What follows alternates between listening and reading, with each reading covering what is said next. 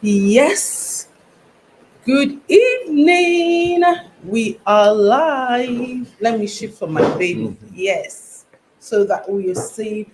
Okay, so well done, everyone. Good evening. We are excited to be here with you. If you can hear us, please come and welcome us.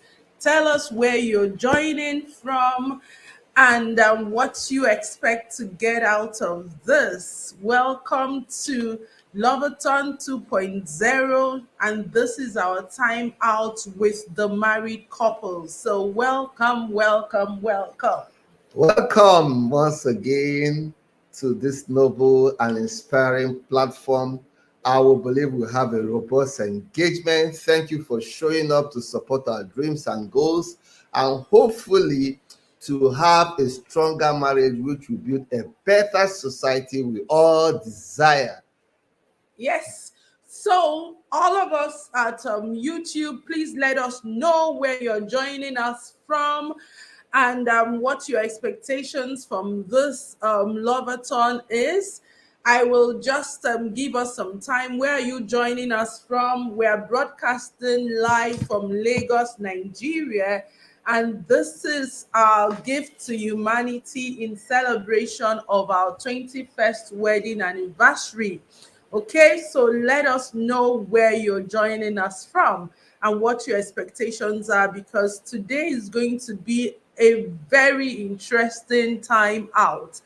And yes, I can see Omora Taria is joining from Bayelsa, Nigeria. Okay, Nina is joining from Lagos. Keep it coming.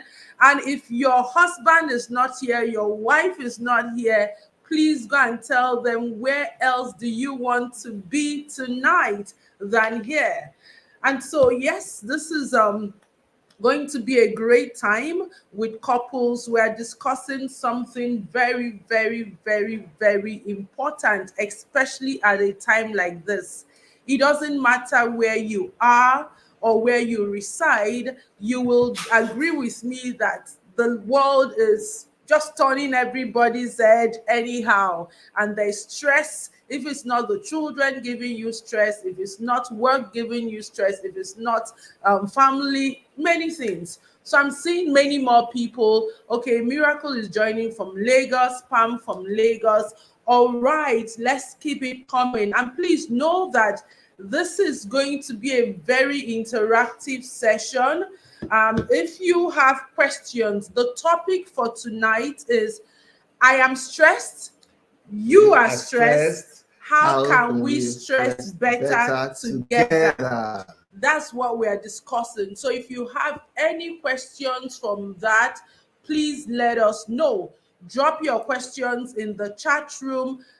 We will be coming to it. Any question you have about stress and how to navigate it as a couple, just go and put it there. Omoteria is saying that so somebody is saying, my expectations is how to hear from the man's perspective on how to become intentional about building his family. Fantastic. Okay, so we see that, and we will get to that. So before we continue, I have one little game I would like us to play, especially for those of us that are there with us who are married.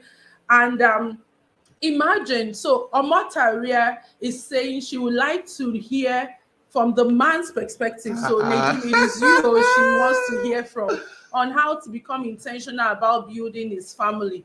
Well, Omotaria, you have to stay on throughout the LOVE-A-THON, because we will have more topics on that. But I'm sure that when Nedum is talking about stress, he will also touch on that. But let's imagine you're here, and I want to ask you a question. What are the different ways you can say I love you without saying the exact words I love you? So let's play that game to settle in. You know, we're talking stress management, stress relief, and one of the ways to deal with stress is to play, is to relax, is to have fun. So this is one of the questions we would use to relax. What are the different ways you can say I love you without saying the exact words I love you? So my eyes will be on the chat room as I look forward to reading from a lot of us. So, sweetheart, can you do a bit intro as to teamDinmaNedum, who we are, what we do, and why we're having this together? Yeah, Team Dimma and Nedum Mobi are passionate couples who have been in marriage counseling, therapy, instructions, and guidance for over 15 years of professional practice. So we are married for 20 years plus, and this year will be our 21st wedding anniversary. And one of the goals and legacy projects we have after from our 20th wedding anniversary is how do we help couples, especially young couples, especially those who are also starting their marriage, about the skills, the competence, the knowledge that will enable them choose the right person for them, and also them becoming the right person by becoming a desirable spouse. You can't build marriage alone. It takes two to tango. And so the choice of selecting mate is a priority in establishing a strong foundation for your marriage and relationship. And so this has become our passion, this has become our desire, and we are using this 21st wedding anniversary to begin to share our life experiences from our professional practice and also with other industry colleagues to say our gift to humanity is to see that we have a better society by building stronger marriages, stronger family structures and systems, which indirectly will enable every one of us anywhere in the world to enjoy a blissful, wonderful marriage relationship. Okay, so I can see some people earlier before Nedum did the intro. I asked a question. How can you say I love you to your spouse without saying the exact words I love you?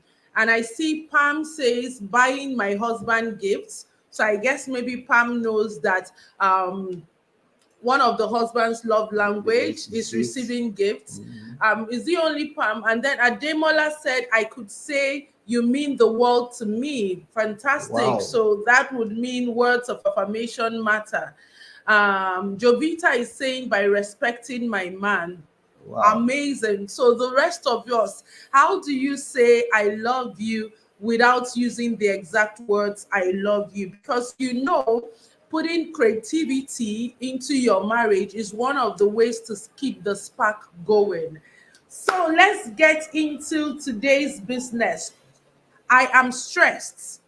You are stressed. How can we stress better together? Anyanwu Amechi said, giving her peck. It means that one of the love language of your wife could be touch.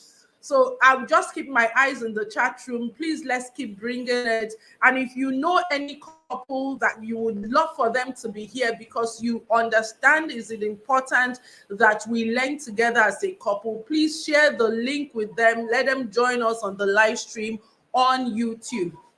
So we're talking about stressing together. How can we stress better together as a couple? I think one of the places I can see our guest couple in the studio, Dami and Fumi, we can see you. You're welcome. I want to get done with all these things I want to say and get you because I like the fact that you are medical people, so you will come and bring that perspective and how, because I used to see both of you, the things you are doing. So come and tell us how you are managing this stress in Nigeria. But let's, when we talk about stress, I think it's important to start by saying that not all stress is bad. There is an element of stress that is required for us to do life well as human beings. Because if we don't have any stress at all, we will just be there. Nobody will be pushed to do anything. People will just be doing their thing. But stress, so first of all, fundamentally, it's important to distinguish that not all stress is bad. You need a bit of stress for you to be able to act and show up in life the way you ought to show up. But then when it now comes to the one we consider stress, so the stress that is negative, and I don't like to use the word negative, because even the not so good stress, research has shown that there are three things that can help in navigating stress. And it first starts from your perception about stress. Once you see stress as that thing that will, this thing will kill me, and all of that, it starts from your perception. Because I want this to be as relatable as possible. So I don't want to be quoting research papers. But there's a research that said that people who embrace stress and saw it as a way of life tend to stress better than people who do not. So as I'm sharing this, if there's anything dropping for you, please drop it in the chat room there, comment on it there on YouTube, so that many more people can learn from it. So it depends on how you view stress. If you view stress as something that it's here to kill you or that will finish you, that will impact how you are navigating stress. Secondly, is your patterns. Your life patterns expose you to stress. And maybe when they do me sharing, he will talk about some of the things these days. He will come to me in the study where I'm working and say, this your work rate today is fearing me. Are you not going on a break? Are you not? And sometimes there's so much you want to do, whether in terms of work, whether in terms of the things you're passionate about, and you ignore the lifestyle that can help you show up in these different ways. So your patterns also can expose you to stress. And then the third one also is your practices. What are the practices that you engage in? What do you do, okay, to either help in your life, help you show up in life, navigate life in a way where you embrace stress, but then you also have self-care practices that you do. So as we begin to talk about managing stress, we'll go more into that. So I like to say, when people say I'm stressed, I ask them two things. Are you biting more than you can chew? Either because you have a capacity overload, or either you have an overload, you are taking too many pressures, or you do not have sufficient capacity to handle what you are taking. So let's bring it into marriage and life. Stress, for me, the equation of stress is where there is an imbalance between pressure and capacity. So I want to achieve many things, but I don't have what it takes to achieve all those things. I put the demand on my brain and my body that is too much than what is designed for it to take. So stress is actually your brain and your body saying, Dima, this is coming too much. We have to do something about it. So when it comes to stress as a couple, maybe one of the things you want to look at is, what is exposing me to stress? Is it because I want to build 100 skyscrapers? I mean, we did not come to Lagos to count bridges. So everybody is working as if the only reason why we're created was to work and die, right? Or you want to impress your neighbors who do not even care about you. And so you're trying to keep up with the Joneses and doing all of those things and all that. Or is it that really, genuinely, these things you are working towards are good for you and your marriage, but you are not auditing yourself? You're not auditing if you have the skills and where you can get the skills. You're not auditing if you have the mindset for it. So for me, stress is when there is an imbalance of work, aka pressures, load, and the capacity to carry out the work. So, sweetheart, what do you think causes stress for individuals and for couples? One of the things or major things that causes stress in a general term that makes you have a disempowering outcome in life and not being your peak performance is setting unrealistic goals and unrealistic expectations.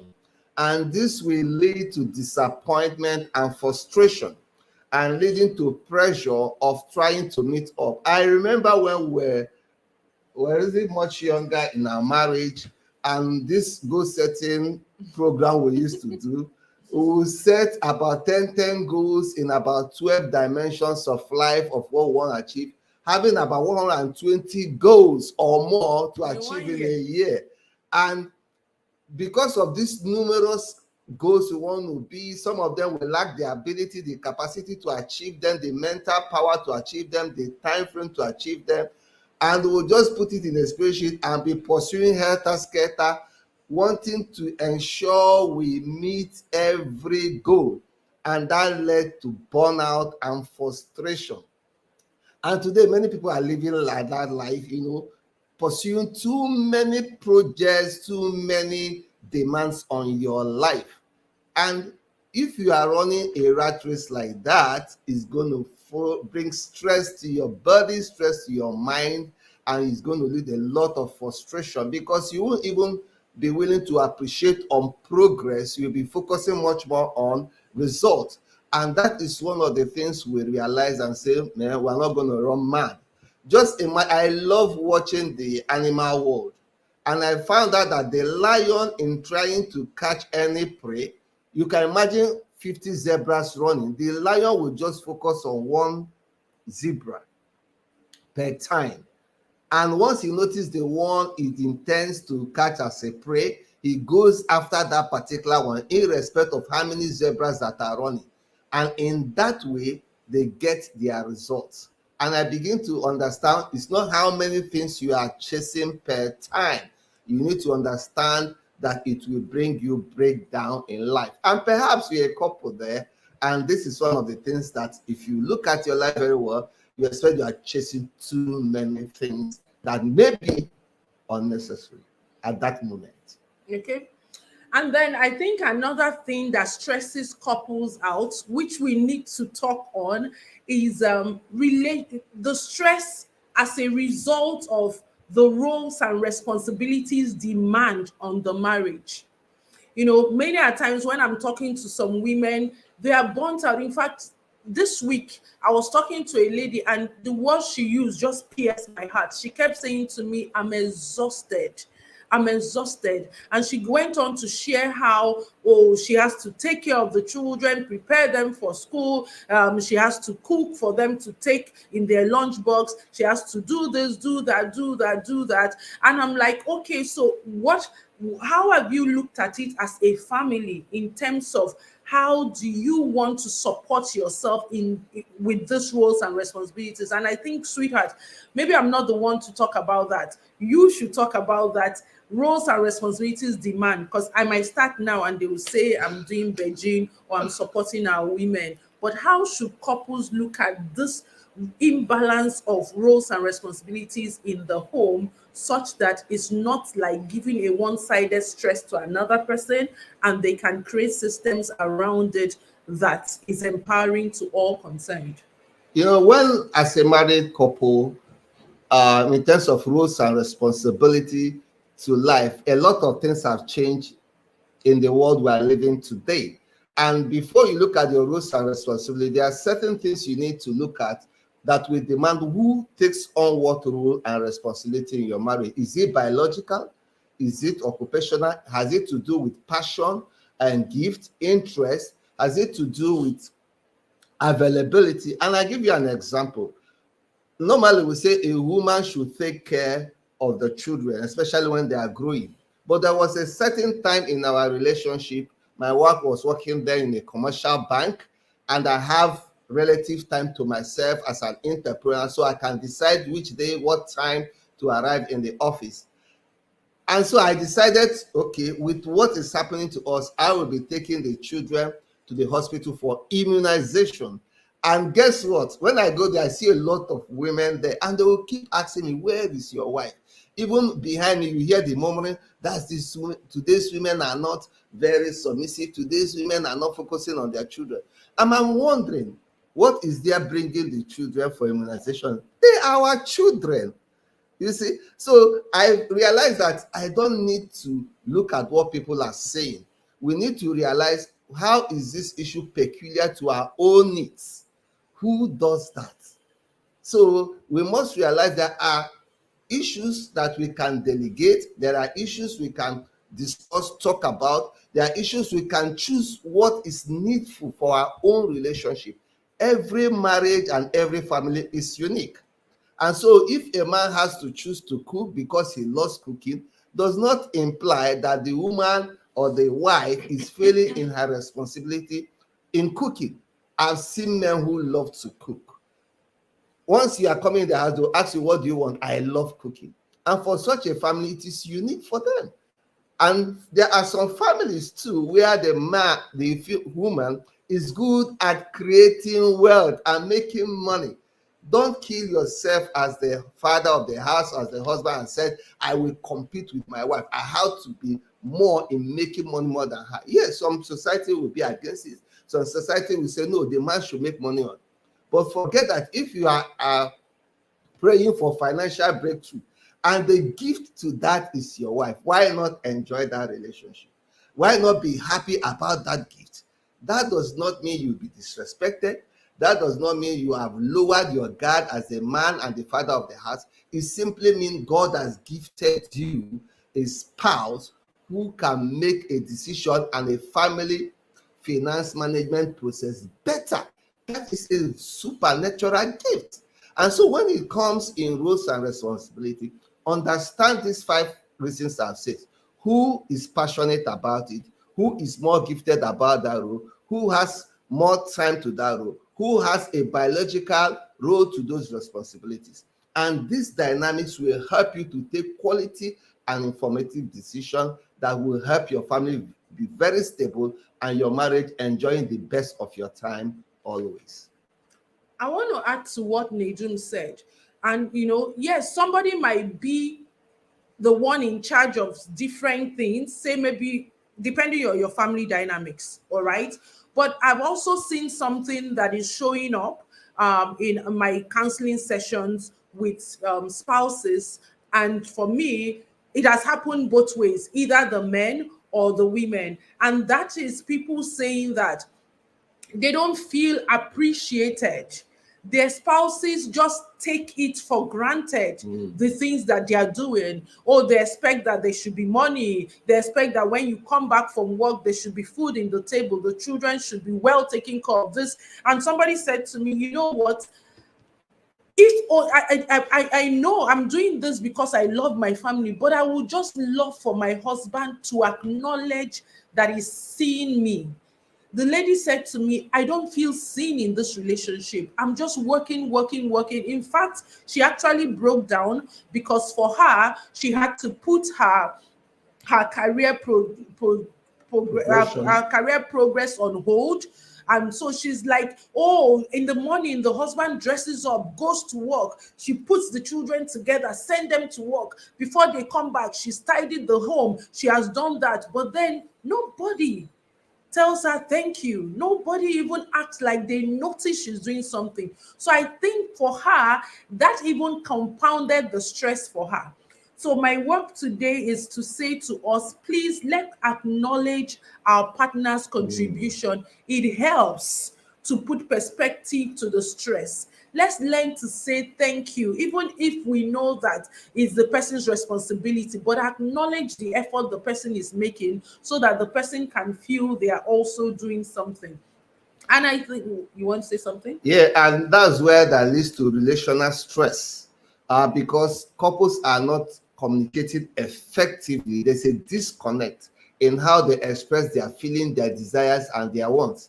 And in doing this, somebody is not being listened to. Somebody is not being understood. Somebody is not being asked how he feels in that relationship.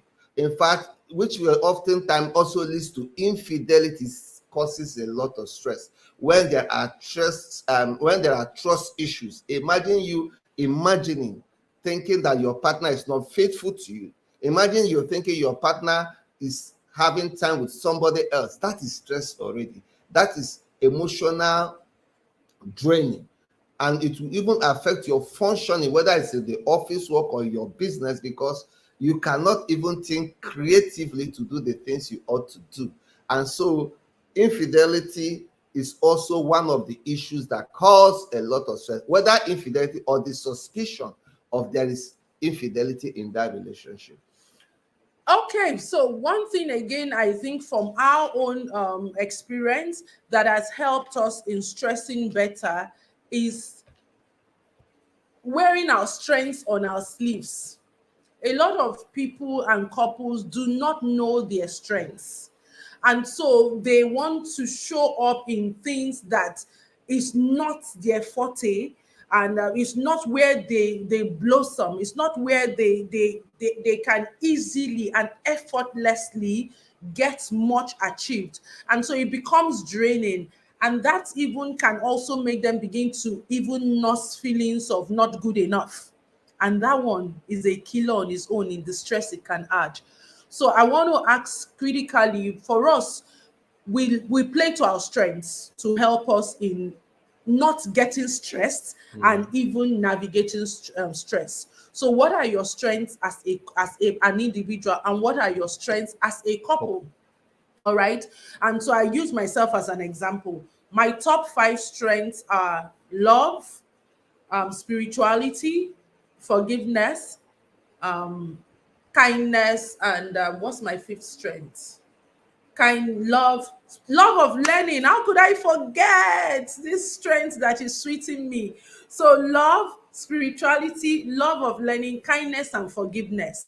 Those are my top 5 strengths, right? And these things come effortlessly to me.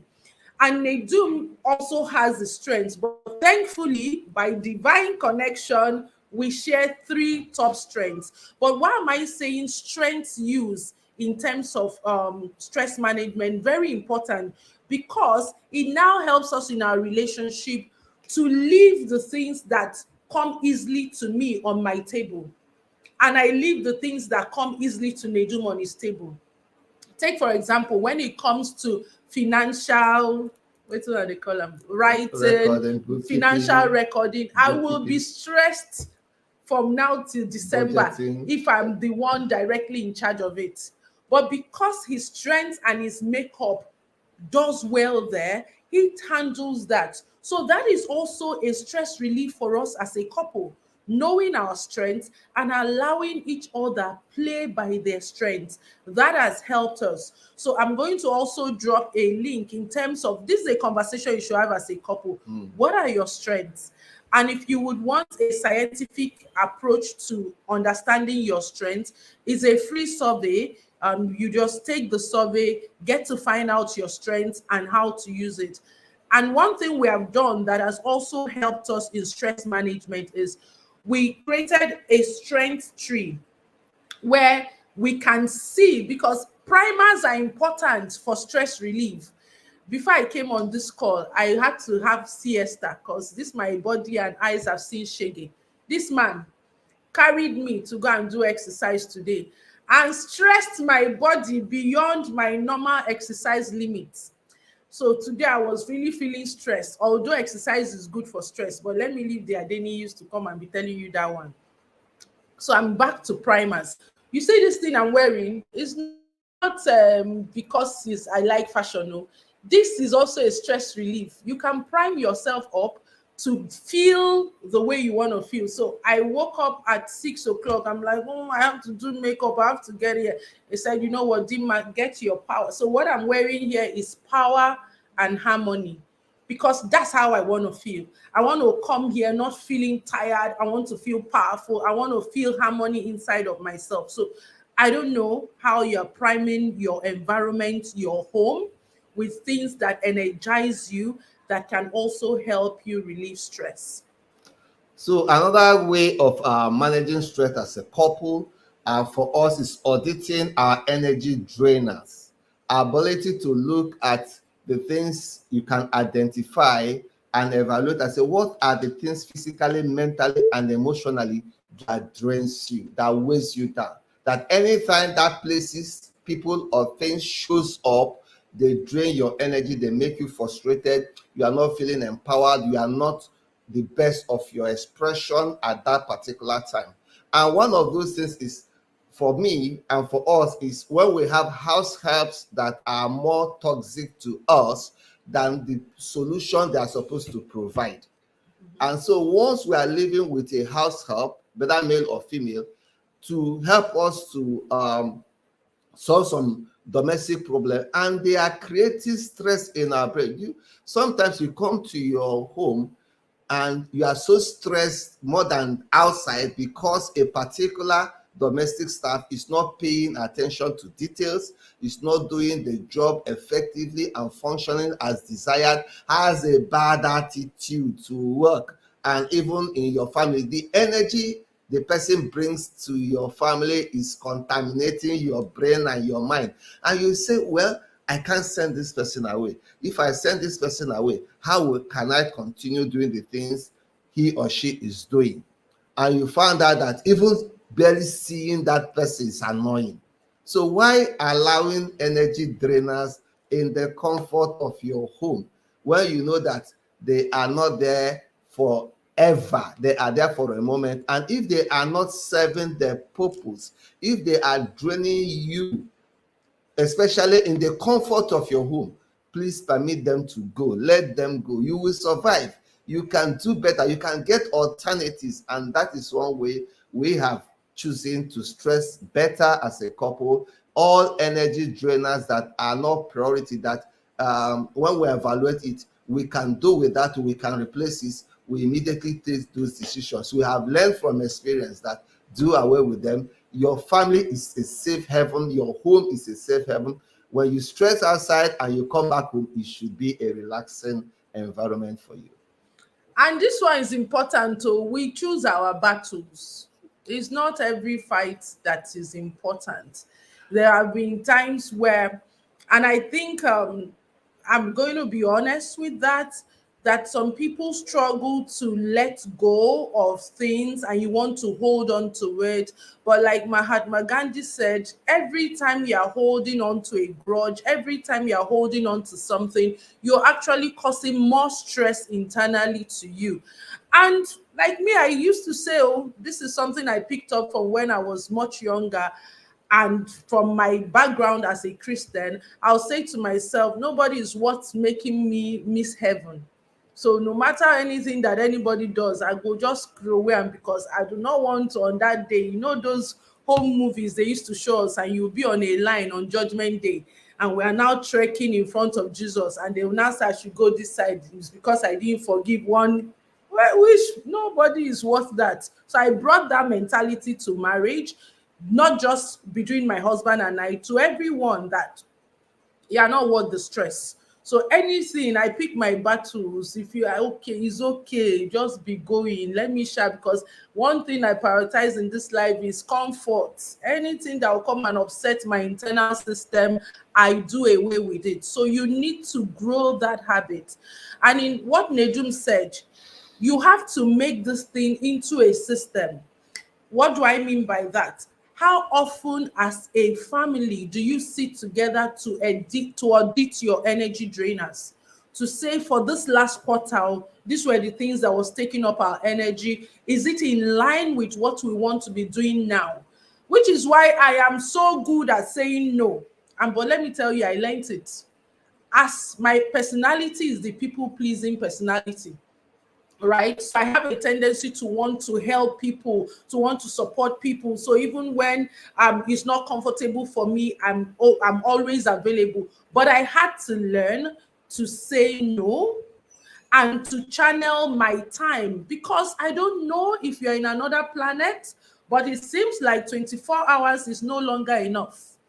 You wake up, before you do your morning rituals, before you do this, you shine your eye, it is 1 o'clock. You go for your break. 24 hours is not enough anymore. So that means that you have to be the one in charge of your time. So somebody will say, Dima, I want to, can I chat with you now? I'm like, no, can you book an appointment? And people will get offended. So let me just tell you, one way we have handled stress in our lives is, so long as we understand, we plan out our day, not even our day, we plan out our week from the month. And then it has to be an emergency for you to offset that plan. If it's not an emergency, please, you would have to. That's why some radio stations, TV stations, they don't tire for me. Somebody wants you to appear on their station today, then is chatting you the night before. Can you be our guest at a show? I'm wondering, do you think I don't have anything I'm doing with my life? How can you think I've not planned my day today? I've planned my tomorrow today. So you cannot be chatting me in the evening of a Monday to show up at a show on Tuesday morning. And I say it's not possible, because already, if you don't have a plan for your life, people will plan your life for you and they will stress you out. So my take here is, learn to plan your week. I take it monthly, but you can start by planning your week and you will know the thing that will make you to upset it. That is how to handle stress. Otherwise, they will call you here, push you there, bring you there, and at the end of the day, you sit back and you cannot really recollect how you used your day meaningfully for yourself. Any other thing? Yeah, one way to manage stress, which has also helped us, is to learn how to relax, enjoy the journey. Life is a journey, and therefore this enables us to create system of relaxation and play. And some of people say, you like playing, you like relax, you like enjoyment. It is because this body needs it, this mind needs it. And if you know what play does to you and to your body, you want to recharge, you want to activate, and you want to have stability in your life. And so it will also improve your mood. You find that you laugh better, you think better, and when you relax, you find out that you are also building resilience and developing positive mental gratitude to life. Find time to relax. You see, this work will not finish. That is why you can postpone. That is why you can delegate. That's why you can put up it for another day. All work and no play, they say, makes Jack a dull guy. So one way to spark your relationship is to create time. It could be a week, it could be once in a month, it could be a getaway. Like we are planning a weekend getaway for couples this month end. And so there are many ways. It could be just going out, celebrating each other. Plan to rest in your schedule. It is also an appointment for me. It's also an appointment for our partner or for our family. Even watching movie. Don't think that everything has to be related to work, work, work, work. Play is part of making you healthy, and that is one of the things we don't take for granted. We make sure we have play in our schedule, in our program, and in the way we run our lives and family. I'm going to just tie this up and then we will bring up Team Adeniyi. And it's important, what I want to say, because sometimes, you know, Nedum and I have maybe videos of us dancing under the rain or playing, and somebody will say to me, una don't chop belle full. Now, if you never chop, you no go get time to dance under rain. And I'm just smiling. I'll say, and you know, it just, this morning as I was having a bath, this quote came to mind, and I said I was going to share it. That there's a quote that is not when you don't feel like praying, that is when you need to pray, something like that. And so it means, if I bring it to what I'm about to say, is when you feel you don't need play, let me put it that way, that is evidence that you need play. I don't know if you get me, because many of us have been raised with this harshness. We've been conditioned that if you are not dying, I mean, somebody said if riches or wealth was by hard work, those people who push truck pushers will be very wealthy, right?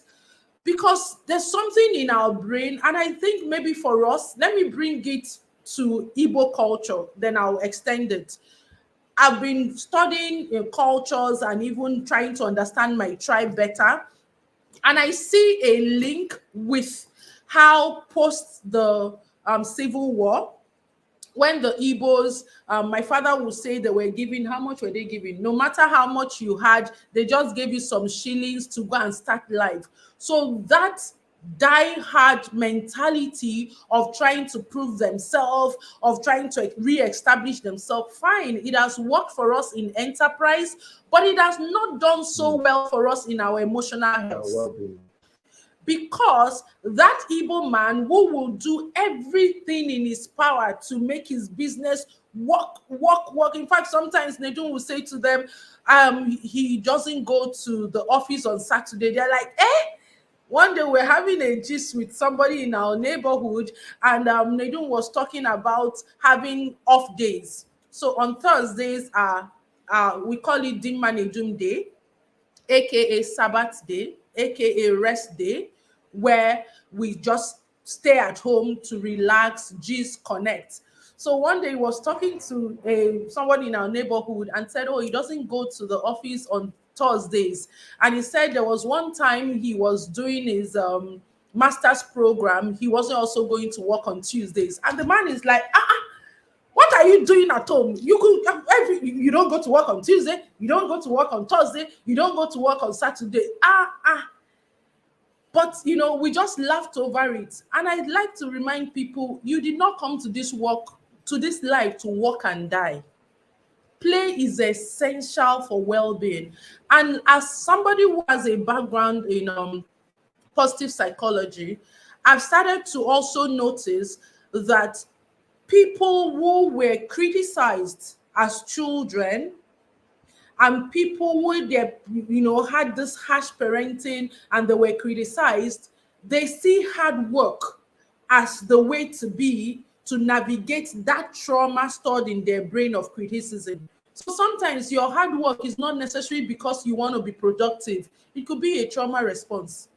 It could actually be the Igbo that you are smoking because there's something deep down that you need to uncover and unroot. So I want to appeal especially to our men. Rest is not for women only. Play is not for women only. In fact, a young boy went to play with his father and the father is like, come on, go and meet your mother, go and meet your mother. And then you wonder when they start to move on, is their mother that you are bringing and they leave you in the home and you are wondering what happened to all the efforts you have made. So thank you, everyone. I see that more people have joined. So it is time to invite our wonderful guest couple who have been here with us backstage, just listening in and smiling and hugging themselves, because I'm wondering, somebody came to teach us, is there pinching woman, hugging woman, or God not be waiting with saying you. So let's bring Team Adeniyi up. That is Dr. Dami and Dr. Fumi. It is great to have you here. There are many things I said just for you, so that when you come, you would answer to that. So people, bring your questions. When it comes to managing stress as a couple, what are the questions that you have? Please get it ready. So Team Adeni, we are excited to have you here. And like I did say to the team when we had a team meeting, one thing about us that I wanted to say wear on our sleeves, they go say how many things they wear on your sleeves, is that we are intentional. And so by the grace of God, we also are intentional about the couples that we invite for everything we do in terms of their personality. Even if we have been observing from the background, we see what you're doing, and we know that you will be a good couple to talk about stressing together. Because when we talk and then go say, I don't use play, corrupt this Igbo man. So let them not hear from another person, right? So let's kickstart this conversation by demystifying stress. I did try to touch on that, but as medical practitioners, can you help us in, because most people think that stress is bad. So can you demystify this and make a case, if any, for good stress and how good stress can strengthen a couple in their marriage. Okay, so thank you very much for having us. First, we must say happy 21st wedding anniversary in advance. Thank 21 you. years, no be beans. it's not. Somebody It's not asked a. those who are married for 21, 20 years above, let them explain how they are doing this thing. I think it's obvious, from the things we see the both of you do. Those are the little things that come together that have made your marriage thrive. These 20 years plus. So we want to start by saying that we're honored to be on this platform. We don't take it lightly. Um, you are a blessing. You've been a blessing, and an example for a lot of younger couples. Thank you for all that you do. And we pray. I know I sound like I'm giving vote of thanks, but please permit me.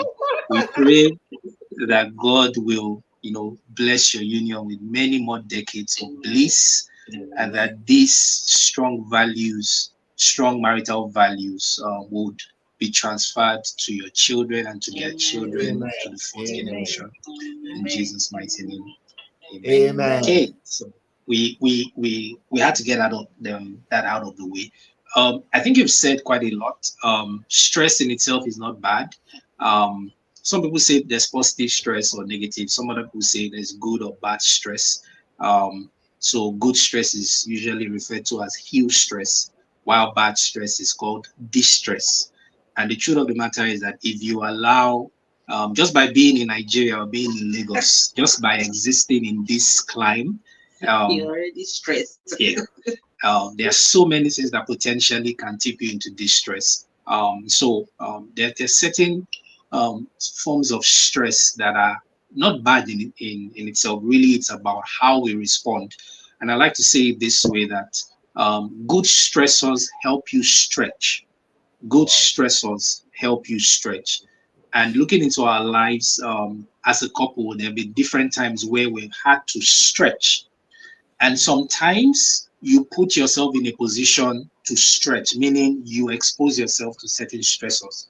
For example, you can say, I'm going to take this course, I'm going to start this business. We run quite a number of businesses, and sometimes we just wish we were employees, and say, oh, I wish somebody would just pay me at the end of the month. But you have to think about the people you have to pay across multiple businesses, of course, and we still have, our jobs, as it were. But we decided to, start those businesses, which were actually out of our, if you look at our default, personality, our default personality won't start businesses, but we had to step out of that mode to say, all right, if you're going to get the kind of future you desire, then if you're going to be truly wealthy and really help people, you can't just remain an employee for the rest of your life. So putting yourself in a position where you start a business, and as you put in the effort to make sure that it begins to run, you start another business, and then so many things are happening at the same time. That in itself is a stressor, but that's a good stressor so that you can stretch.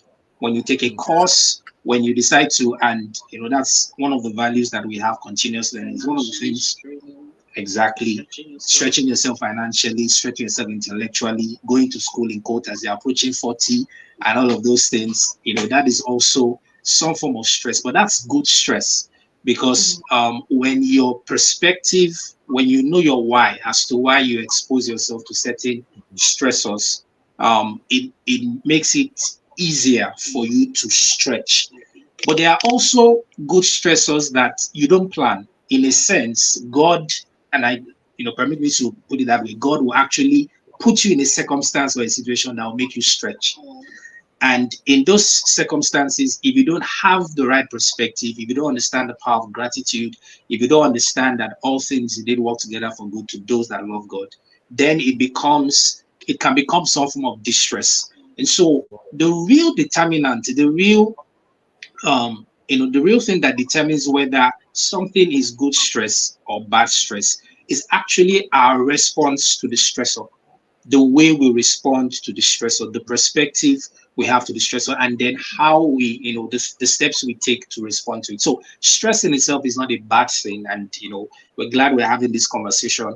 But it's the ability to know how to convert your stressors into things that improve you, rather than things that put you in distress. Yeah. So that's basically the difference between good, and bad stress. Fantastic, fantastic. I like that. When you say it's how you respond to it, because even if it is good stress, it still has its toll on your body. And so your Mhm. response now determines how that works. So maybe for me, you want to share with us what are some of, because when you talk about stress, people will say now one thing will kill a man. So I give you an example. So my husband was having a conversation on lifestyle changes with some men. It was a men forum, and somebody said to him, "I don't want to live to 100 like you. That hey, if you just get to 75 is okay. This one you are saying we should reduce alcohol intake, do this one, do that one." So a lot of people don't just know like the health implications of chronic stress Yeah. and unhealthy coping mechanism. So please, can you share on that? What are the health implications of chronic stress and even some unhealthy mechanism? Because somebody will say to me, I'm a casual smoker. And I'm like, okay. He said, I just smoke when I'm stressed. I'm like, okay, but then your lungs don't know casual smoking, right? So some of the unhealthy coping mechanism, what can be the impact on the person's health? Okay, so it's important to be conscious of how you're responding to stress, as my husband said.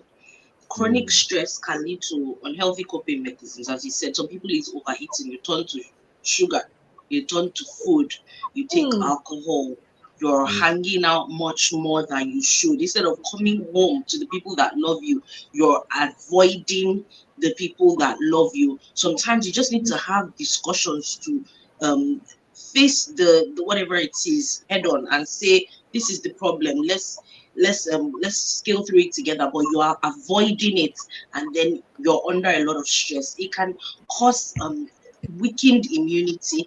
It can lead to a lot of depression. It can lead to a lot of damage to your mental and physical health. It can lead to addiction, anxiety, impaired communication.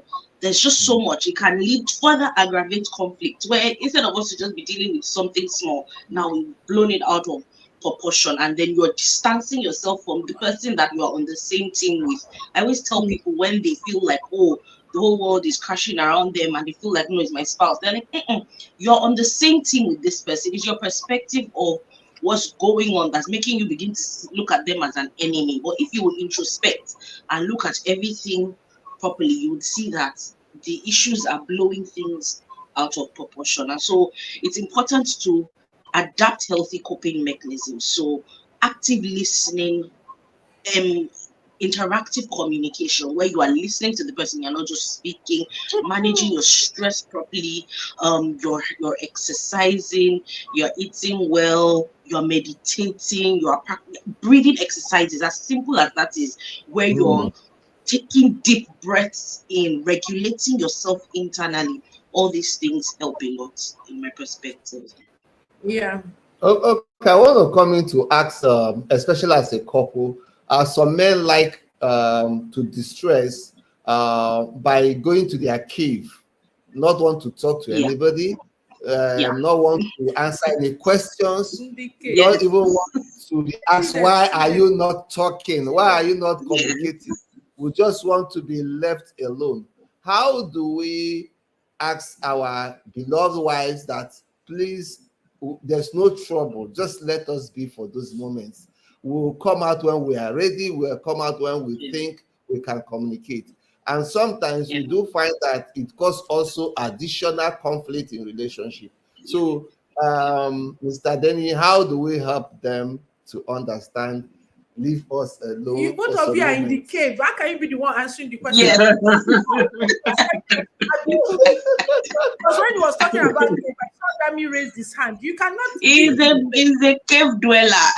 yeah, you talk about how we handle it. Because this came to me early on in our marriage, and I think knowledge and awareness grows. Yeah, Because I wanted to yeah, say something thing, but I don't want to. I'm not going to mention the book. I don't want to like put down the work that is in that book, right? Because I know that it's progressive. Yeah. You go from one stage to the other. But this cave mentality thing, early on in our marriage, it was a challenge for me because I'm zestful. Communicator. I like to communicate. I like to connect. Connection is one of my emotional needs, right? And then this man will just be, I don't know whether he wants to solve world problem. He will just be, you know, 1 minute you're talking, the next minute. So I'm going to share what I did. I don't like it, but then I had to understand, because then I would say, is there anything wrong? Is there anything wrong? At a point in time, and I'm going to be honest, I did a hangout with women. I hosted some women in our house and we're just talking. And I shared something, and somebody said to me that should she be honest with me? I said, yes, you're my friend. You've known me for years. Give it a go. I'm okay with it. And she said that from her perspective, I did not have a life outside of my husband. That entered though, but I had to, at it. So it was like my life was wrapped around this man and my children. And sometimes you can get caught up in that if family is a strong value for you. Family is a strong value for you. And in fact, again, it was like I distanced myself from my female friendships after I got married unknowingly, right? Because it was just about, I would not, anything that had to do with my children and my family, if another thing was happening, I'm okay with not attending, canceling that, and the whole focus. But that was what she was pointing out to me, is because I didn't have any other friends to be looking at their face. That's why I'm looking at this man's face. So that's why I say to women, of course, and men, cultivate healthy friendships. If he's in his cave and I'm needing connection and needing to communicate with somebody, I pick up my phone, call my sister, call my brother, call a friend, and I'm happy we're doing our thing. When he finishes his cave thing, he comes out. Because I'm not a babysitter. I've babysat 4 children. I can't be babysitting a full-grown adult. Took that friend saying that to bring it to my consciousness that, Dima, why is it that when the man is serious or is withdrawn, it's like I'm lacking something? It's because I didn't have another thing to occupy that void. So that's how I started to address it myself. So I don't know what has worked for you, Fumi, and what you want to share with us on that. Absolutely. What you said is just spot on. It's important to have your own life outside the home. So work is a blessing. Friends, sisterhood, I don't joke with sisters. My friends, I don't even have a sister, but I have friends that hold me down, like where we schedule conversations because we lead very busy lives. So we have to be very intentional about our relationship. And I have a lot of things going on. So when he gets into those modes, I just give him his space, because truly men need space. In fact, you will get a better man when he's out of that cave than when he was going in. So I give him his space. I play with my children, get with my work, and when he's ready to come back, we welcome him back to the land of the living. We welcome him back to the land of the living. If they're pending conversations, we have them. And I, for one, am someone that processes things a lot. So I would never speak about something in the heat of it. I would give it time. I would reflect. I would think about it. I would ponder before I have conversation. So he always helps when he goes into those sessions. It's important to let a man be. For me, I feel like it's healthy. It's healthy for him to go and recharge. Sometimes he's just playing games, like video games, and he's like there for like 2 hours. I used to hate it before. I want to pour water on the PS. But I'll come around. I'm just like, well, let the man even distress. He's carrying all of us on his head. He's thinking about work, and let's give him space. So that's what has worked for us. And I would like to add something, because I know that there are a lot of couples that are watching I think fundamentally it's also important to appreciate gender differences. And so I'll go a bit into, biology, or should I say a bit of neurology. The male brain is a bit wired differently from a female brain. Just to try to simplify things, sometimes men want to be by themselves because at those times, for them it's easier for them to process thoughts, in quietness or in solitude, or for them to distress by not having to think about, so many things they need to do in that moment. Now that process of, processing thoughts is a bit different for women.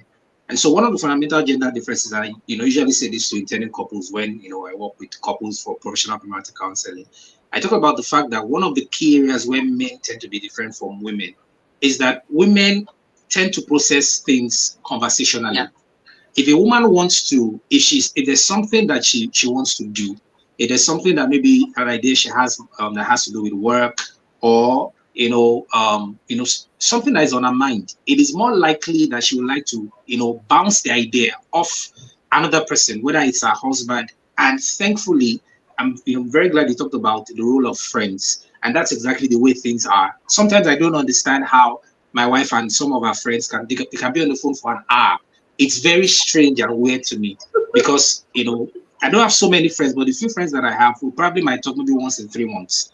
And the conversation is maybe, I don't know, 5 minutes, and, it's done and all of that. So I understand the fact that women have peculiar needs.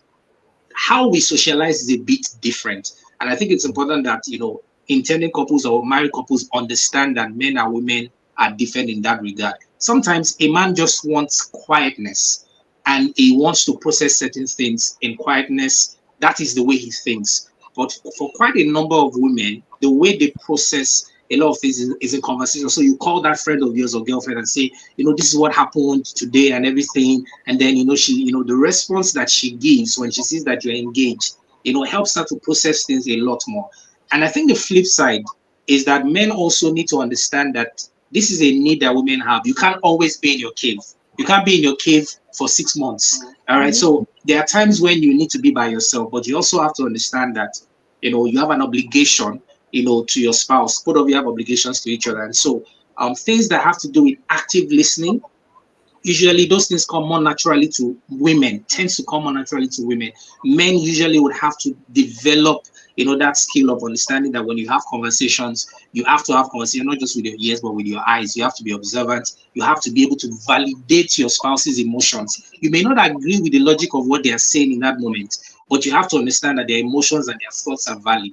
And it helps them to process, it helps them to connect with you. And so I think that balance is key. Understanding that, women need a lot of conversation. Conversational companionship is a fundamental need for most women. Not that men don't like to talk, but the proportions are usually a bit different. So I think it's important to also, to add that. And for me, right, something that I actively do also is I know the good guys in my husband's life. I push into them. Once some of them are not in the country now, Jack, but once they are in the country, I'm scheduling, we're going for dinner dates, we're hanging out. Like I push him to, because I know that as we grow older, we need these relationships. And if I leave him to himself, he'll be a lone ranger. But I don't want that. So I always encourage friendships, companionships. I'm scheduling, let's visit this family, let's hang out, and then the guys are together. Once I know that this guy is a good guy, good influence, I will push him to that. Yes. Yeah, thank you for that. I wanted to add to this before I like that Dami brought up that thing to say, even if you want to get into the cave, don't go and stay there for life, or you have to come out of cave. Because for me, what I also say to people, I love to have proactive conversations and building a lifestyle of that. So imagine for a moment you are in that headspace where you think you want to take some time to reflect on something, and you said to your partner, I'm going to be needing an hour to myself because I want to take some me time, as against that one that you will go into that cave and the person is now wondering what is going on with you. So you could just book that advance appointment, and so it settles. It doesn't have to get to that point of, what's happening and all of that. Proactively scheduling that.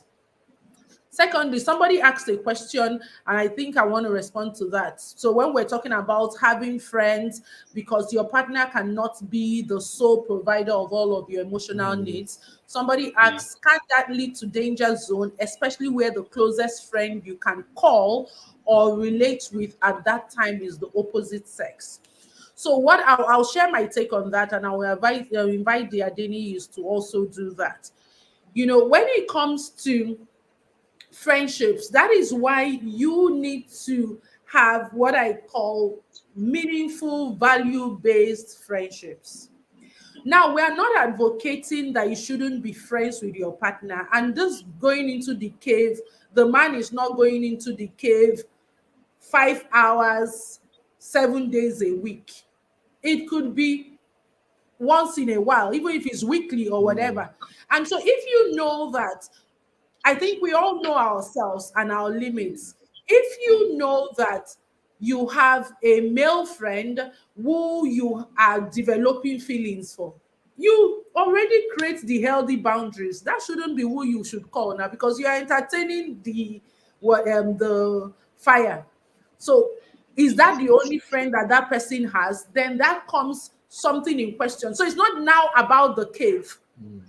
Is now that there is something fundamental with maybe what your expectations from the relationship that you're not getting, that this other person is fulfilling, not the meaningful friendships when you are excusing your man to be on his own. Because if you're chatting with somebody and you're catching feelings for the opposite sex, that's already a red flag that something fundamentally is wrong somewhere. So you need to address that and form other friendships that will not put you into trouble. And when Dami was saying something, he talks about women, liking conversation, being conversational. I want to also extend that, because we need to also bring the fact of personalities. Imagine a man who is a playful comedian. That man loves conversation, and imagine he now marries a woman who is the powerful commander, the master, the mistress, master, because even them, they know they agree, say they be woman, the master of the whole conversation. So because again, I've seen that play out, the spouses now begin to infantilize the husbands, or like maybe say that, I better be a man, which one are you looking for? Just men, but that is who he is. So my take on that is that we should understand our partners, how our partners communicate, and how our partners like to recharge, and honor it. And I think it still brings me back to the intimacy playbook, which is why I'm happy that this year we have sessions with the singles. Imagine for a moment that people talk about these things continuously in their marriage. You know how they get all these problems? It's because people are not talking. So maybe that brings me to what I want you to address. Why is it that as the stress is increasing, separation is increasing, and not necessarily separation of I know they marry again, but separate lives? We have people that are married, live in the same home, they're almost living like flatmates. I mean, as a professional, you will not express your shock. But I've had clients who live in the same house, they have not spoken for 1 year. I'm like, I don't understand. What do you mean you have not spoken for 1 year? How? It's as bad as if they want to pass information, they write it on a sheet of paper They send or each send other text. a message. Email. And they live in the same house. So some people are still living in the same house as part of sharing the financial burden. If I'm going to, so maybe it's cheaper to still stay within the same household, and they're still complaining about being stressed. So can you speak to why couples struggle and would rather want to stress alone than seeing managing stress as a team effort rather than an individual burden? Yeah, I think that's a very good one. I think again the answer is quite obvious. Communication.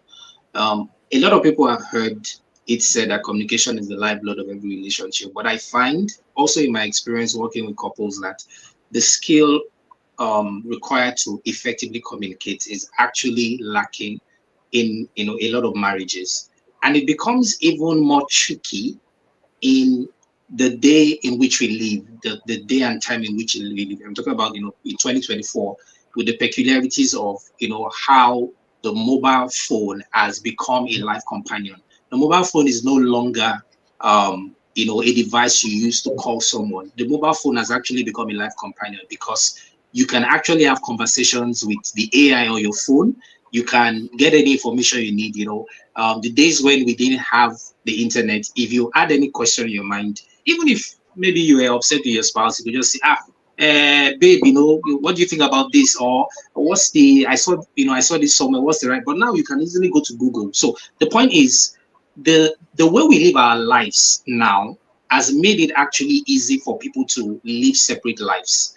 There was a time when the wife needed to depend on the husband for chop money, but those days are far gone now. That's not to say that, yes, I know we still have, women that live at home that are full-time housewives, and there's nothing wrong with being full-time housewives. All right, but it is not as common as it used to be.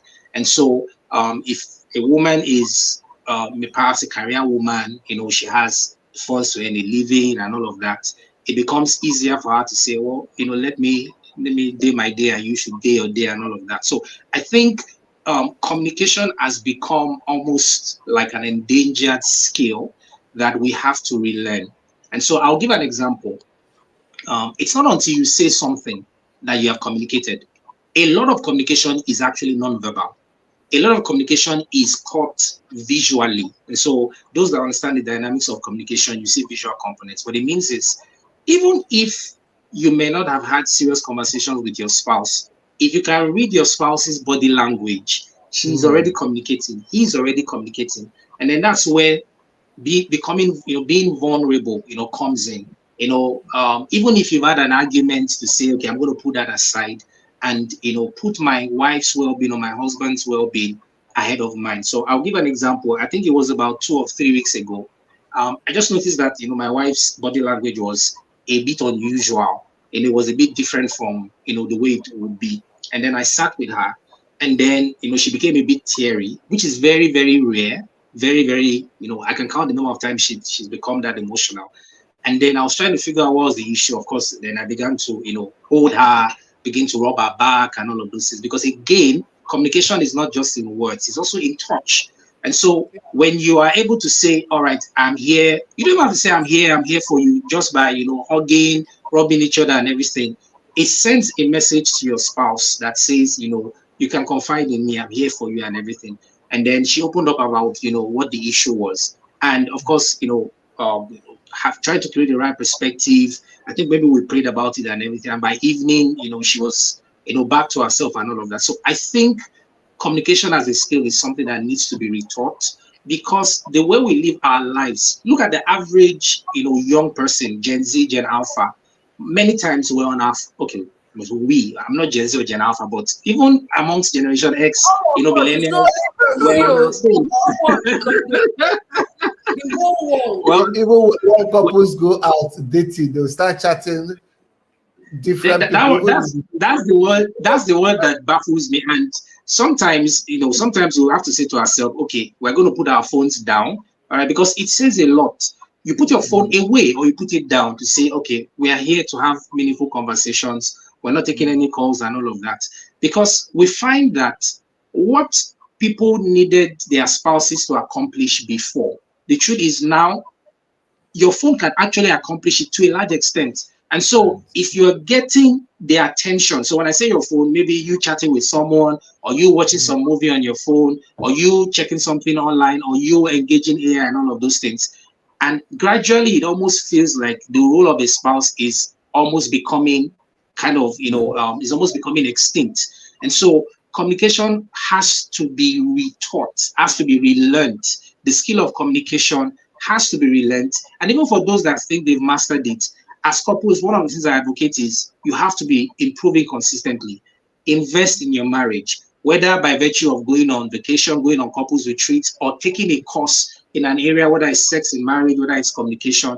That will is almost like saying you are going through your premarital counseling again, and you are relearning those things so that you don't drift apart. Because the way in which the default young person lives in an urban or suburban environment, couples couples by default will likely drift apart.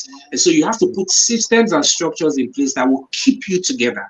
So communication actually is a major part. I don't know if you so communication is a major reason when it comes to that. I also feel that there's also the place of that feeling of I'm the bigger man, I'm the bigger woman, I'm not going to stoop low for any man, or I'm not going to stoop low for any woman. And then it's obvious that there is tension between the both of you. It takes somebody to be humble enough to say, okay, we need to talk, we need to resolve this. All right, okay, I'm sorry I reacted this way. Even when you feel like you are the one that was wrong, but somebody has to build the cut. But I think it is increasingly becoming rare, for one or both parties to take that position, because in a sense, it probably, comes across as being the weaker person or being inferior. And the truth is, the whole concept of marriage is a training, and I believe that marriage is a God-ordained institution, and I believe it's one of God's mechanisms of keeping us humble, one of God's mechanisms of making us teachable. Because even when you are an all-star or a superstar to other people, your spouse is in a position to tell you the truth. Yeah. Your spouse is in a position to put checks and balances and to remind you that you are not a god in that sense. You are still a man or you are still a woman, and that there is room for growth. So I think that's another major reason why we have some of these cases of people drifting apart in homes today. And I think one way to also help them is to have shared meaning, or you have shared meaning to life, relational companionship, the things both of you love to do together, the things that bring out the spark in your relationship, like you say, some of those getaways and outings. You must constantly do such things because the pressure of wanting to satisfy all other demands of life can choke you out. And before you know it, like you said, it becomes a default mode. So it's something that when you can always make an appointment with your partner to do things together, it also will limit the extent and the duration of conflicts or growing apart, because there's some things that once you do it together, it comes alive for you as a couple. And these are the suggestions I think for people who are growing apart somehow can use to rejuggle their relationship and find meaning to why in the first place they came together as a couple. Yeah, and I also see from practice, a lot of people, a lot of marriages sadly have just resigned to what it is. It's either somebody has advocated, has tried, like there's something that is not right here. I think we need to work on it. And the other partner is not interested. Somebody said to me, when I say to my partner, is like, do we have a problem? Do I have a problem? Why are you saying we should read which book? Why are you saying we should attend once? Please, I beg, I don't have time for that. Even somebody That's a sign that there's a problem. That's a sign that there's a problem. That's the thing. Sometimes, like my husband said, we host couples getaways, and usually in July in commemoration of our wedding anniversary. And something interesting happened one time. So a reverend father was saying to us, I wish these people knew about this program, because I'm tired of judging their case, them bringing it to him. They should come and listen to you. They should come and listen to you.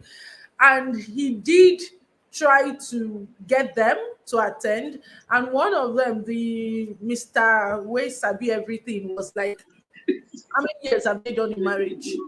How many years have they done in marriage? Like, you cannot be listening to that small boy. You cannot be listening to that small boy. And so the priest was like, he has done everything, the one he knows, but he feels like professional help would help. And there are people in that situation that know that there is a problem, but a partner is not willing to attend to it. And I think that is one another stressor in many Nigerian marriages today. So let's talk to that individual. There is a wife that feels that their relationship needs some work, they need to do something, but their partner is not interested. What do you have to say to that person so that they don't go mad or they don't lose their sanity? That spouse who is in a marriage that feels we need work, but it takes two to tango. So, what do you say to such a person? And that is one of their major stressors. Yeah, so the first thing I would do is that I would empathize with such a person. It's not an easy position to be in. That's the honest truth. Sometimes there are things that one can do to avoid such a scenario if you do certain things ahead of time. But there's no point having regrets because you can't go back in time. But I've actually seen scenarios where it looked like one person was interested in quote saving the marriage, and it ended up saving the marriage. So I'll give a real life example. I once had a client, I think it was last year, that reached out. Now it was interesting that she was actually married to a person that is either a psychologist or a therapist. So the person knew the importance of professional counseling, but he was unwilling to sign up, and said she should feel free to go ahead with the sessions. I usually try to encourage people to get their partners to sign up. But after a bit of back and forth, we decided to go ahead, and that was actually what birthed the Save Your Marriage Alone package. It's one of the packages I have that I render as a family life practitioner. And I discovered that as the woman, now this can also apply to the man, but usually what is more common in our climb is that women tend to be more open to seeing a professional counselor. But what happened was, as we went through those sessions, what I was able to help or guide her to do was to begin to focus a bit more on self-care and be the best version of herself. And what usually happens is that sometimes, what we think, we want our spouse to change, and we say, oh, I wish he would do this. I wish he would act in this way. I wish he would say these things and everything. Sometimes it is our attitude that, is in the best position, to change them in quotes. Sometimes, because sometimes, that might not even be enough. And so we focus a bit on self-care. And then I began to, guide her on the possible contributions she might have made such that the marriage got to the point that it got to understand that it takes, two healthy people to make a healthy marriage. And if you are focused on being a healthier version of yourself, a healthier you potentially would make a healthier marriage. And so it was just focused on her. And I think it was by the third or the fourth session, the critical change happened somewhere around the third or fourth session, when we got to a point where I began to, share about how to make an effective apology. And it was because there's a skill to make an effective apology. And the exercise I gave her was, think about things in your marriage that you can apologize for. All right, think about two things and then follow the steps of an effective apology. She was very reluctant, to do it, because in her mind, he's the one that should be apologizing for all the things that he had done. But because she chose to be introspective, she actually realized that, okay, there are things that I have done. And then she went ahead, called him and followed those steps of an effective apology. It worked like magic. Because after she was done doing that, he opened up a few days after and began to talk about things that he ordinarily would not talk about. And from there, their marriage, became a lot better. So, of course, I understand that there are situations in which sometimes, regardless of what you do, the person might not respond. Because sometimes, if you focus on your self-care, if you focus on being a healthier version of yourself, if you choose to take the higher ground, and the higher ground is not a pompous or a prideful ground, it's actually the more humble ground to say, okay, I'm going to be the best version of myself. I'm going to become the example. that my husband or my wife can see, and it will become attracted in quotes to me. Sometimes that makes a huge difference. But I also usually add this clause that even if your marriage still doesn't work out, life is not entirely about marriage, because even if the both of you decide, one person decides or both of you decide to go your separate ways, you still have to find meaning that is not necessarily tied to marriage. And so things around finding meaning, things around self-care, things around understanding, the gifts that you have been given and how to bless humanity with those gifts. When you are able to focus on that, then you realize that, some of the things that probably would get to you in a marriage would, not get to you as much, as possible. So what I would say to such a person is, everybody is on a journey of growth.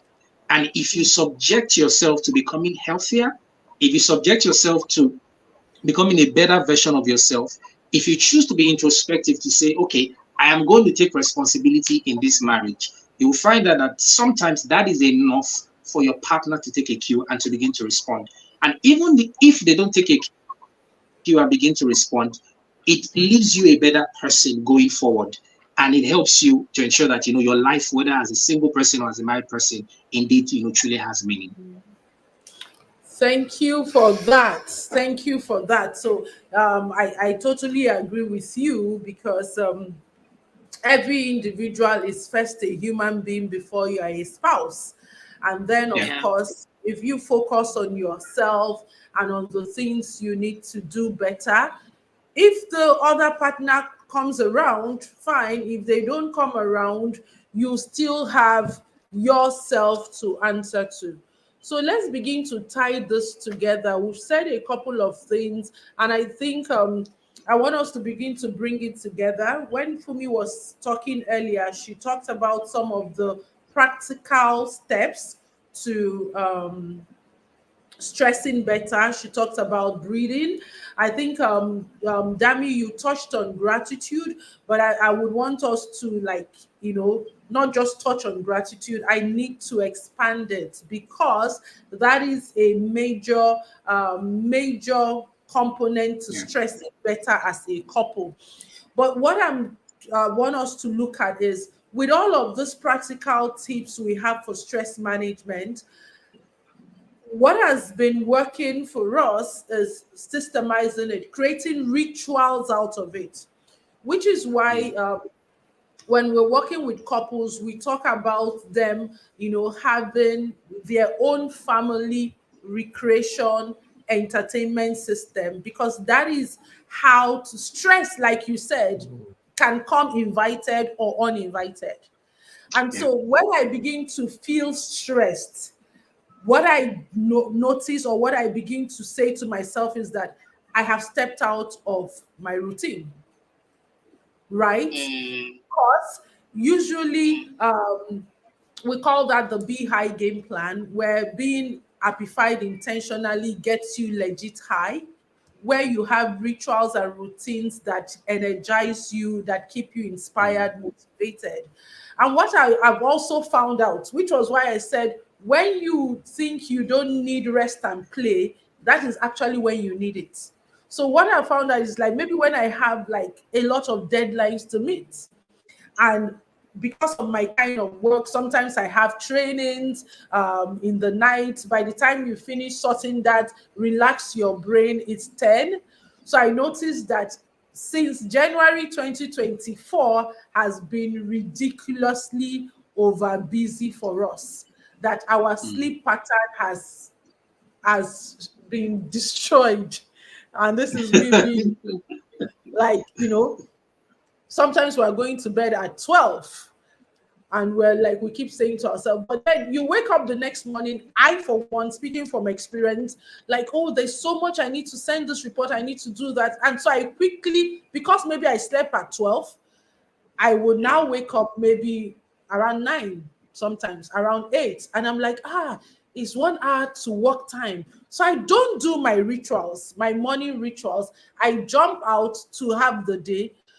But by the time I started to notice that I was feeling stressed, I came to the realization that jumping out to go and start the day because I feel I don't have time for my routines actually was Stress. not working.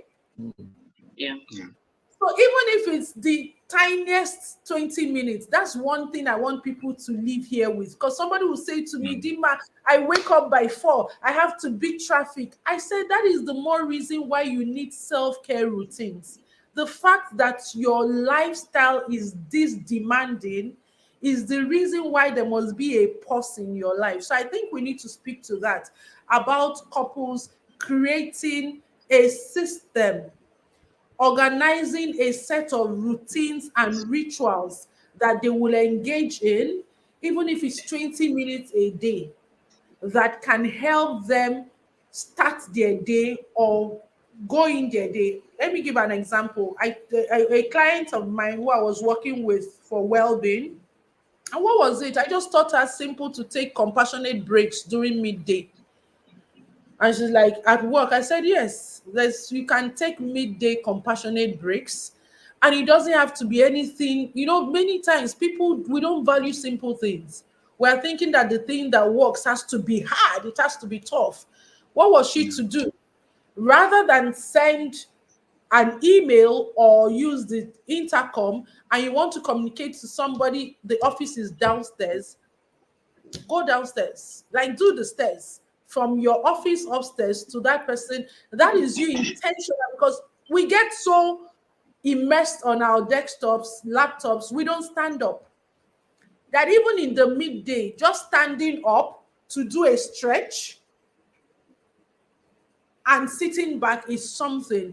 Taking breathing through your day, even pausing intentionally in the afternoon. So I want all those bite-sized, small rituals and routines that we can drop for our listeners today that can actually help them to improve their life.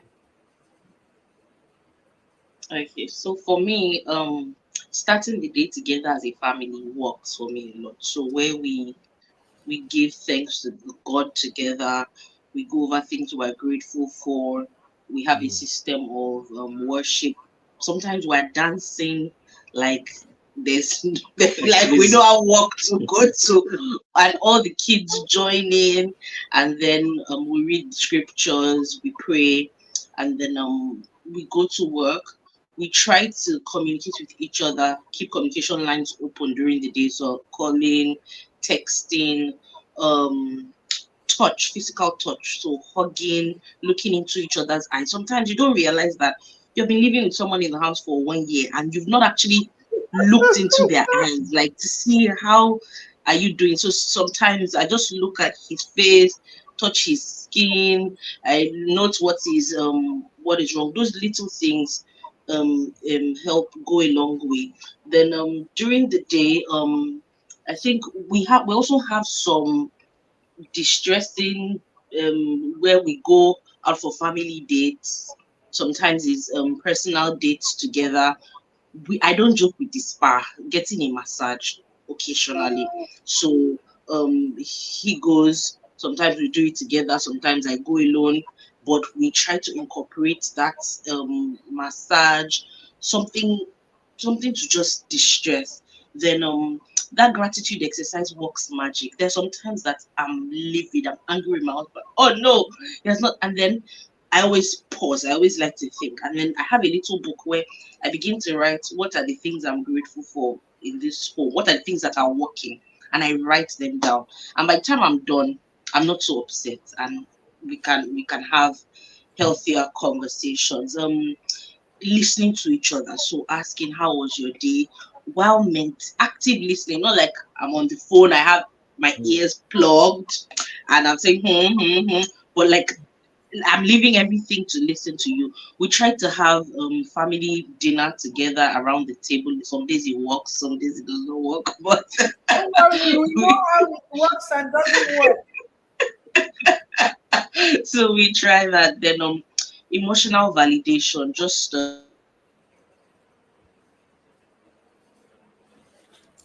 Oh, we can't hear you. Can somebody hear your audio just suddenly? We can't hear you. Can you say something? Can you hear me? If you can hear me, just nod. Yeah, we can hear you. Can you hear us? I can hear you now. We can hear you Yes. now. Okay. So shared responsibilities, doing things together works magic. If it's getting the kids together, cooking, whatever it is that works for you, just find what works, what fits into the rhythm of your life. Self-care together. So a pedicure for each other, massaging each other, just simple little things. Humor, laughing together. Sometimes it can be dry jokes, but you're just laughing. But it's important that you like, life is also hard. Don't tie the word to your chest. Like, play together. Yeah. What else do you think? Yeah, so I think it's also important to identify what your potential stressors. I think is also very key. Your ability to identify your stressors, because we, when you sent the invite for this example, we actually had a conversation where we're asking, okay, so what would you say are your own stressors? And then, I also, answered what my own stressors are. And understanding that we are different and what might be a stressor for her, might not be a stressor for me, and vice versa is also important. So, because I'm an advocate for couples to understand that the fact that you are married doesn't mean you are conjoined twins. You have to be able to allow your spouse be who they are individually in the marriage. So, for example, one of our own stressors is routine, a routine that doesn't change. And so she's usually more inclined to say, let's go to, go to the beach, or let's go to, she might even say next week, let's travel. And I say, my madam, we'll travel at the end of the year. But anything that becomes like a monotony is a potential stressor for her. While for me, that is predictability, and I like predictability. I don't like, too many surprises. I don't like abrupt things. It even shows in the way when I have conversations with our kids, for example. The ability of my kids to be able to listen without interrupting me, for me, it shows that they are listening. But I realize that for some other people, the fact that you interject means that you are interested in the conversation, and it shows them you are listening. So those differences, and so the routine and all of that is something that for me, works, but it can be a stressor for her. So I have to understand that. My own stressor, for example, is noise and heat. Those are my two major stressors. And so as much as, it's always beautiful to have the family together, we were trying to, ask, so who plays more with the kids? I think I play more with the kids. Roughly. Well, yeah, to an extent. So, but Please. but whenever a place becomes noisy, it's a stressor for me. And so I like places that are quiet. I like places that are cool, and it's not too hot and all of this. So I think the ability to identify your stressors and to also know your spouse's stressor and create as much as possible an enabling environment to reduce those stressors, I think, to go a long way. We can't have this conversation without talking about sex. So I want to say this to married couples. Married couples, please. I saw a meme. Well, it was a meme, but it actually happened. A minister saying that he doesn't understand this life, that he's trying to keep those that are unmarried from having sex with each other and telling them, don't have sex until you're married, don't have sex until you're married. And then after they get married, he's now begging them, married people, please be having sex, please be having sex. That what kind of life is this? Because one of the things that we don't realize is that sex is a powerful tool. I believe in the power of play. Play is profound. We don't joke with play. We are big on play. It's actually almost like a core value for us as a family, and so we prioritize that. But sex is also very important because it is just natural. When you are able to have fulfilling sex with your partner, it significantly reduces stress. Yeah. I'm sure Oga agrees with what I'm saying. And I'm sure. I agree. So, Yes, I let me give an instance. There was a time, I won't say, I don't remember too many low moments in my life, but there are some I can't forget. One of the lowest points in my life was sometime in 2020. And I can't forget what my wife did. It was so many things were happening, and I was almost an emotional wreck. It was terrible. A couple of so many things, it was so many things that happened. And I remember that my wife came to, I've told this story quite a number of times. She came to meet me in the room and she initiated sex. I am telling you, that's one of the best things that happened to me because mentally I was in a place. Explore your mental. No, but I'm very serious. Sometimes there are curveballs that come in life sometimes that you don't see coming. That incident I am forever grateful for because it helped me. It helped me emotionally, it helped me physically, it helped me spiritually as well. So I want to say this to because I know my couples are here. Even if you are fighting, even if you are fighting, you can still have sex. Yeah. And you will realize that sometimes when you're done having sex, and it doesn't always have to be fantastic and spectacular. When you are done, when the stress level has gone down, you'll be asking yourself, why were we even fighting? And then you can have conversations, and it is easier to have those conversations. So sex is a powerful tool. It's actually, I believe it's a supernatural glue that God has created for married couples. Maximize the power of fulfilling sex, because there are some kinds of stressors that if you take vacation from now till tomorrow, if you do breathing exercise from now till tomorrow, what other thing we talk about, whatever you want to do, it might not resolve it. I know sometimes people try to push the agenda that men need sex more than women. Women need sex as much as men do, even though we know that fewer women orgasm than men. But women that have truly satisfying sex and orgasm in marriage, you can ask them, there's almost no comparable feeling. It is a powerful distressor. And so sex is important. It's important that couples schedule stress. Sometimes, and let me also speak to, because I know we're rounding up, let me also speak to couples that may be apart, because it's becoming increasingly common. We have a lot of married couples because of pursuing a career, trying to make ends meet, make extra money. They're spending more time apart. Somebody's in one country, the other is in another country, and sometimes they underestimate the effect of the stress of being apart, because when couples are apart for a long time, that itself can be a huge stressor. And then they begin to think about, okay, how do we engage in intimacy when we're apart? And then they're thinking about technology, and sometimes they even run into trouble. And that's one of the things why I believe that if you even have plans to be apart as a couple, you have to be intelligent about those plans. You have to structure it such that you are not apart. Oh dear, your audio is off again in this great conversation. That was a major point. So please be trying to get the audio back. Oh, that was a major. I'm so glad you brought that up, because in this time of Japa, that is one of those stressors that we almost did not get to talk about. But thank God you brought it up. All right. So whilst we're waiting for Timadini, just try talking so that we know if your audio would come back. I think it has come back. Can you see something? Yeah. Can you hear us? Yes, can you hear us? Now. I hear you now. So what you were on to something, I think you should just finish up with that. The stress of living apart and all, because with most people, just a good number of people I've spoken to who jackpad actually did not, they didn't have conversations as to what that meant to them maritally. I've come to find, because when I'm asking questions, it was just about maybe the financial part of it, of how much money we need, blah blah blah blah blah. And future plans for the children. Yes, why we need this is so that we can give the children a better future and all. They don't really talk about the impact this would have on marriage, and it goes two ways.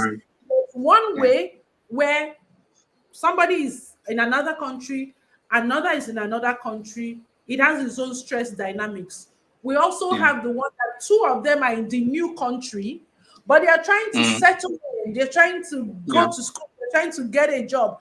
That is also another stressor that I have seen some of my clients who even begin to regret why they jackpot, because it seems that they were okay maritally here. But after they jackpot, they've been having so many conflicts, and they're wondering whether if we should have just stayed back in Nigeria. So please speak to that, and what should they do? So I believe that companionship is one of the major purposes of marriage. I hope you can hear me. Yes. Go. Companionship. And companionship has a lot to do with physical presence. It's almost like saying you want to parent your kids and you are not physically present. You know, you want to parent them virtually. You know, there are limitations. It's the same thing when it comes to your spouse. For those that have not taken decision yet, what I usually advocate is you need to have multiple conversations. Many times, like you said, they only think about the financial angle. They don't think about the emotional impact. In fact, there's also the stress that comes from being in an environment, a new environment where you do not know people, where you can't leverage social capital because literally you don't know anyone. And we're not even talking about issues that have to do with racism, which is a bit extreme, but just being in an environment that is different, where you don't have the social support that you would have if you were in your own place. And so it's a conversation that needs to be had. They need to have multiple conversations, and I advocate let them involve a professional before going ahead with such a decision. Extremely important. But for those that are already in such a scenario, I believe that it's never too late to retrace your steps. I think it's important to ask tough questions, to ask what is really important. What are the things that are most important to us? Our marriage has gone through a season where at some point my wife had to stop working, which meant that our income, reduced at that time because of our second baby, because it was taking a toll on her, the fact that she had to go to work and all of that. And in that season, not only were some businesses birthed, some ideas came that have become institutions on their own now, but it also meant that we needed to make certain adjustments. So the point is, you can't just think short term, think more of long term. All right, you might think, okay, maybe in 2 or 3 years, we'll be earning more and all of that. But beyond that, what if within those 2 or 3 years you are apart? What if Yes. What if within those 2 or 3 years that we're apart, what if our marriage doesn't recover from the communication breakdown?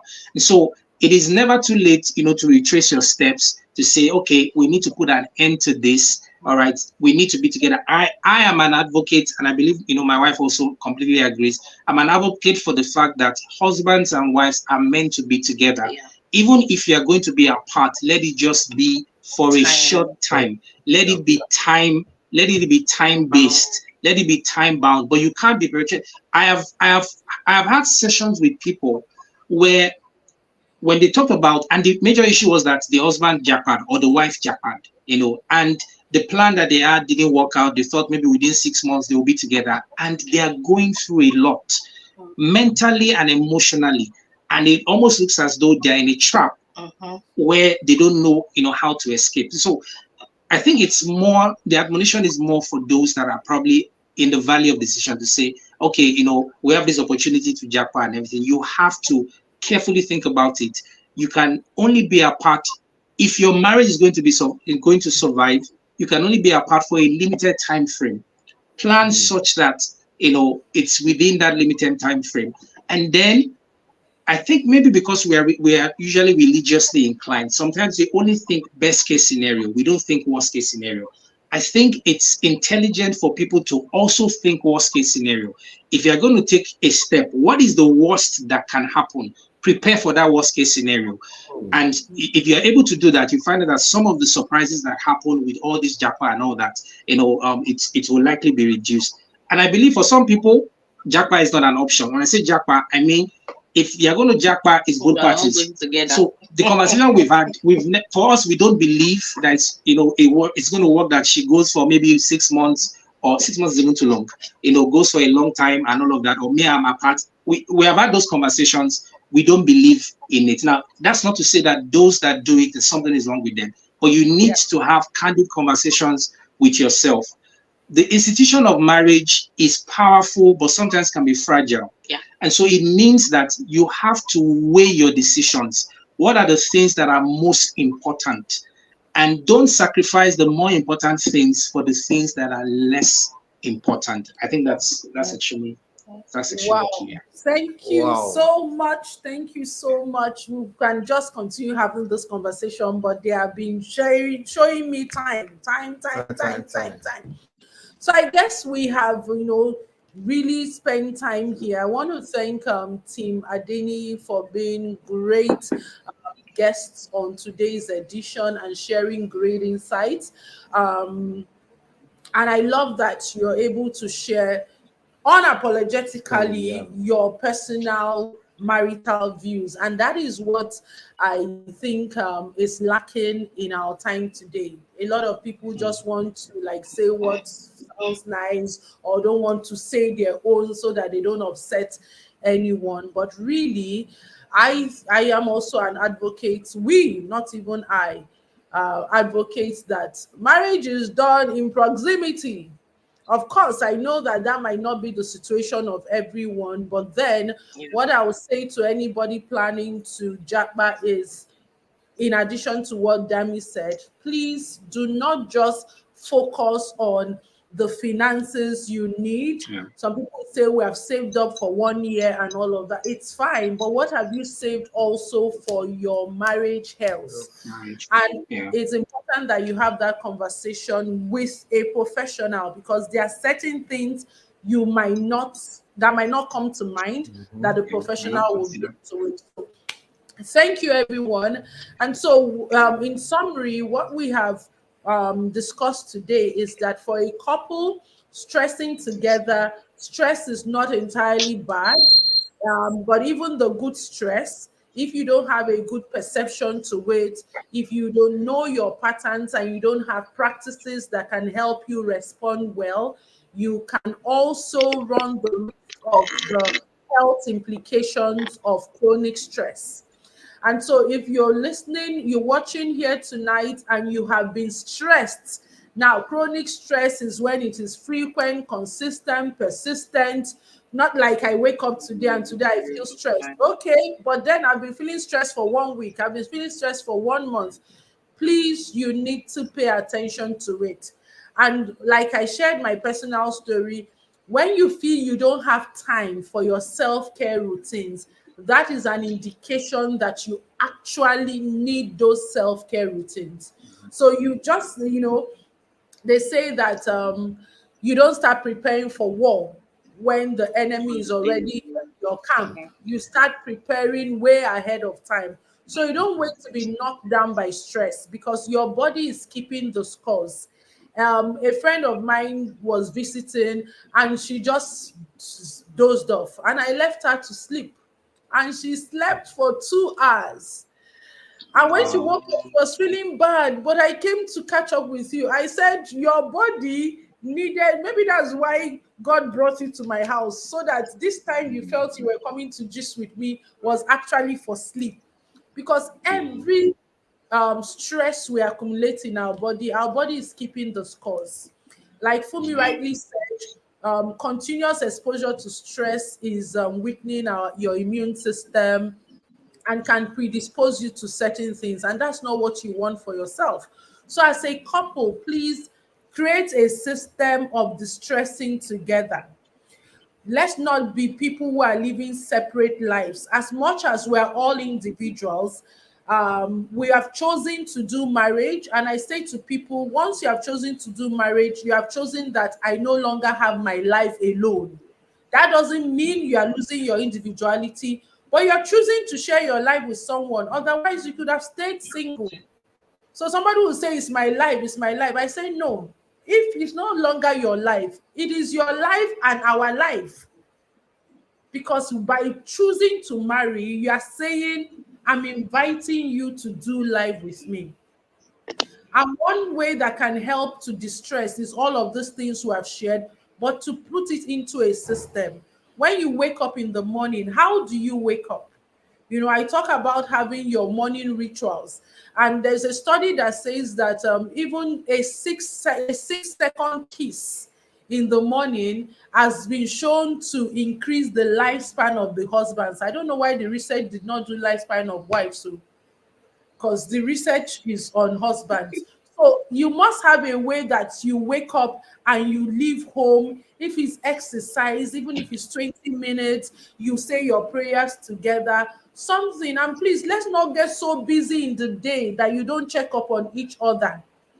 Even if it's a text message, it's a whatever. The other day, my husband sent me, I was in a session, and he sent me one video. I just turned to see what he was saying, and I don't know if you've seen this video on Instagram where the wife was trying to enter into the singlet of the husband. And so the Yeah. man now said, I can't even remember how he put it. He said, I'm craving this cuddle. I mean, this is the cuddle I want. I just smiled. And my client was like, was that something I said? I said, don't worry. Because I know if we tell clients, say, they do session, man is distracting me with cuddle that he wants. That is just part of it. And then when we come back in the day, please, let's wrap up our day with a gratitude intervention. Look, you would, no matter how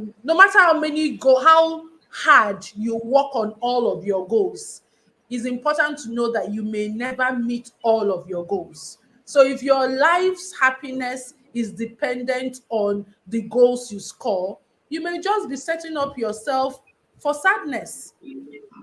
But what I know that helps with stress is reflecting on the silver linings. One good thing that happened to us today, one thing we're celebrating, and the joker for us is doing that together with your partner.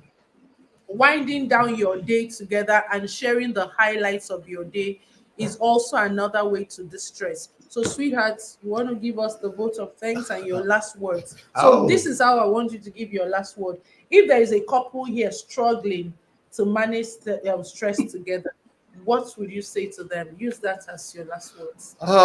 One thing I would just say to them, that life troubles and challenges will forever not go away. The moment you are solving one, another one is showing up. The one you are not prepared, that's not even in your radar, is coming up. And so don't be in that space where you think you want to solve everything about life, demands, challenges, and trouble that will come. Some will just go away with the passage of time. So take one day at a time. The one you can solve at the moment, do so. The one you can't, put your trust in God. The one you know people to help you, be available and be willing to allow them to assist you.